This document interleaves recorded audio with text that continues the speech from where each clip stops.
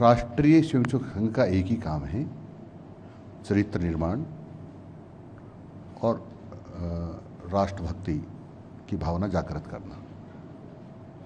इसके अलावा राष्ट्रीय स्वयंसेवक संघ कुछ नहीं करता, लेकिन राष्ट्रीय स्वयंसेवक संघ के स्वयंसेवक सब कुछ करते हैं।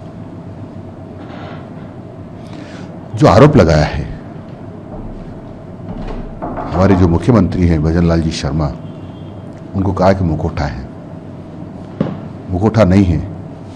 वो अपनी सूझबूझ से पार्टी के नेतृत्व के निर्देशन में काम करते हैं।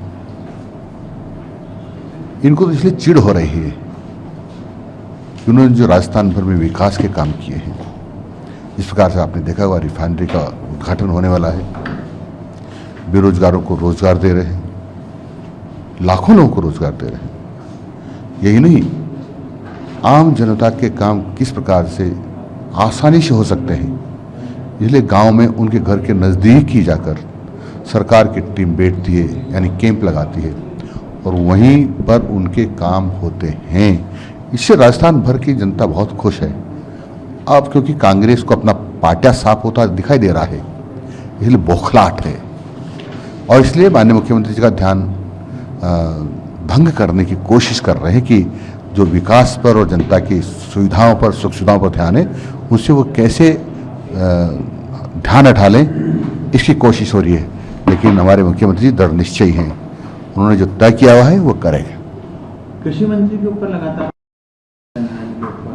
किस तरह देखते हैं आप, क्योंकि जो भाषा शैली है ऐसा है कि वैसे ही है जैसे कि वेश्या पतिव्रता नारी पर आरोप लगाते ना, वैसे ही डोडासरा जी और कांग्रेस आरोप लगा रही है।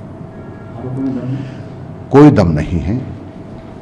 डॉक्टर केवलाल जी मीणा जो कृषि मंत्री हैं, वो सोने जैसे खरे हैं, उन पर कोई आरोप टिकता नहीं है। मंत्री जी, एनसीईआरटी की जो किताब है कक्षा 9 की, उसमें आपातकाल का अध्याय जोड़ा जा रहा है उसको पढ़ाने के लिए। किस तरह देखते हैं आप, क्योंकि जब किताब में आपातकाल का इतिहास की जानकारियां बच्चों को देनी चाहिए और ये इतिहास का एक अंग हो गया है कि किस प्रकार से कांग्रेस ने अपने स्वार्थों के लिए आपातकाल लगाकर संविधान को एक तरह से निलंबित करके उस संविधान की हत्या कर दी, लोकतंत्र की हत्या कर दी। ये कांग्रेस लोकतंत्र और संविधान की हत्यारी है और वो हत्या करने वाले ही हत्यारे अब आरोप लगा रहे हैं।